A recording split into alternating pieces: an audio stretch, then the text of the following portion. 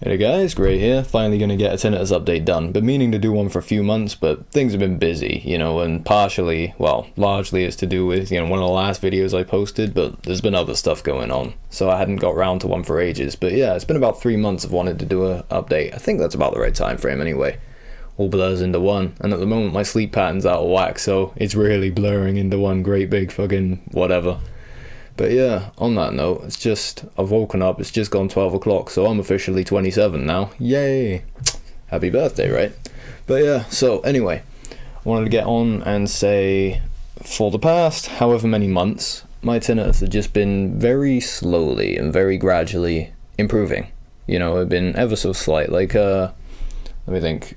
It was just before Christmas, I was noticing, at the very least, I'd had a couple of nights where the ringing had just gotten very, very quiet.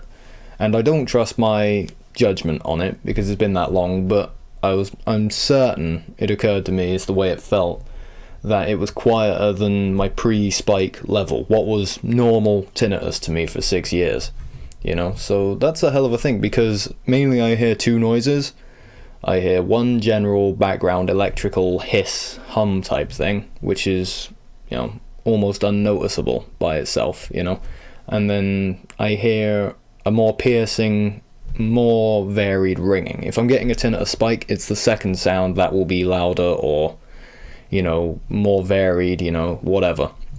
And that's the one that I hear. But yeah, I'd had a couple of nights, and they were in a row as well, which was interesting, where at night the tinnitus basically dropped away. That sound basically dropped away to nothing, or close to it. It was very, very quiet. And for the first time in however many years, I actually had to really sit and listen to hear it. So that was amazing progress. But then I've had what's gone on in the past month, which, to sum it up briefly, it's a lot of chronic stress. A hell of a lot of chronic stress, constant, every day, that kind of type. And that's clearly had an effect on me because my tinnitus hadn't just spiked, and it wasn't too bad, it's gone up, but it wasn't too bad, but it very noticeably and very obviously increased, which was the first time since I started improving it, over a year ago now. It was the first time since I started improving it that I'd actually had it regress, and the connection to the stress I'd been through emotionally was so clear and obvious, there's just no ignoring it whatsoever. That was absolutely the issue in my case. So yeah, that's the raw summary of my progress. It had been getting better. It had been getting very significantly, obviously better, even if it was just a subtle thing, even if it was just a few nights like it. But it did happen fairly often over, course of a couple of weeks.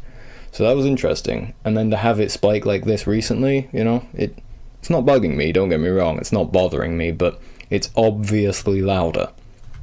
And it's coming down very slowly. I'm sure it will over the next few weeks or whatever. It will get back to where I was at just as soon as I finish processing what's gone on, finish getting this stress out of my system. But yeah, the connection between my emotional stress levels, all that stuff, and my tinnitus, it's just 1-to-1. It's a straight line. There's no question at all whatsoever that the way your nervous system responds, the way you're thinking, the way you're feeling, that completely affects your tinnitus. It's completely, in a lot of cases, the cause.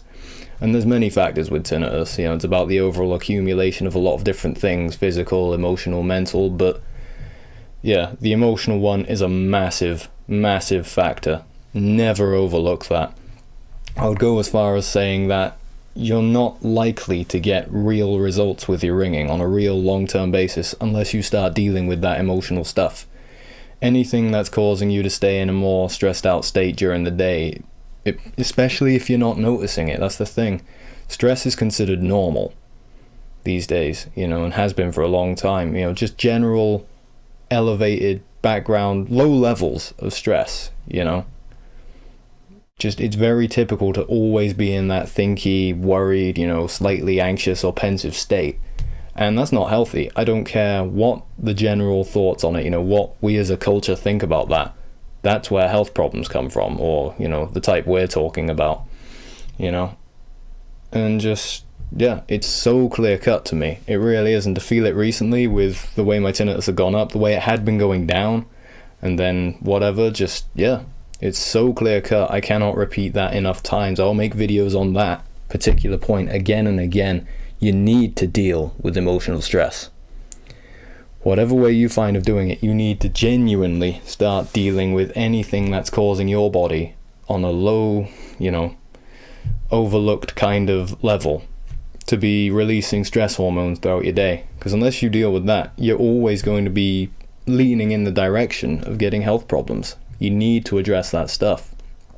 So that's mainly it for this video. Just I have been doing better. I've been stressed a lot. I've been doing comparatively a lot worse. And again, it's fine. It's not at the level where I'm like worried about it, but it's definitely gone up to the point where I've noticed it, to the point where it wasn't drowned out by a TV, So yeah, it's very interesting. It's a very, very interesting thing to experience, because I hadn't had a regression. I'd had bits of spikes, I'd had random weeks where it would be louder, but it would just, it was whatever. But this has been for a month, which is not a short-term spike, in my opinion. A spike is a couple of weeks at longest. If it's longer than that, it means something's gone on and your stress levels are elevated or whatever it is. And yeah, you got some work to do to bring it down. But that's mainly it for this video, but I really do want to take a minute to hammer the point home completely.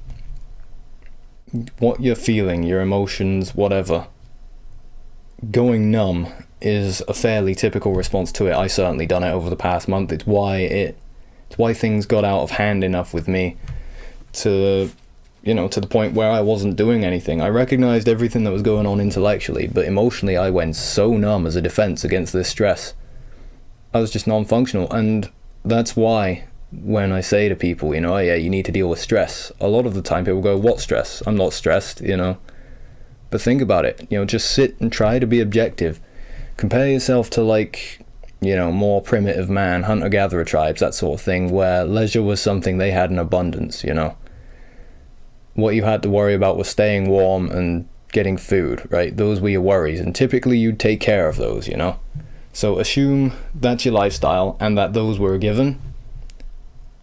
Now imagine the rest of the stress is going on. I'm trying to make this make sense, but it's hard work. But imagine what a person living that kind of lifestyle would say to something like, oh yeah, I've got to get this report in over the weekend, otherwise, the world will end. It's a very real issue for us, but it's a laughable issue as far as the body's concerned, And just because that kind of stress is normal now, the point I'm getting at, I'm really struggling with it, but that stuff counts. The way you're feeling about that, it might be such a common thing that you overlook it, but that stuff completely counts as far as the body's concerned. It does the exact same stress response it's always done to stress. It wants to make you survive. So if you've got this stress going on, whatever it is, however big or small, however normal you consider it, you need to deal with it. You need to find a way of either dealing with that stress externally or changing the way you respond to it so that you're not getting that stress response from it. And it's hard to do, and I'll probably have to make more videos on it in future, but right now my brain's not working as good as it should do, because I say sleep deprived, all that stuff.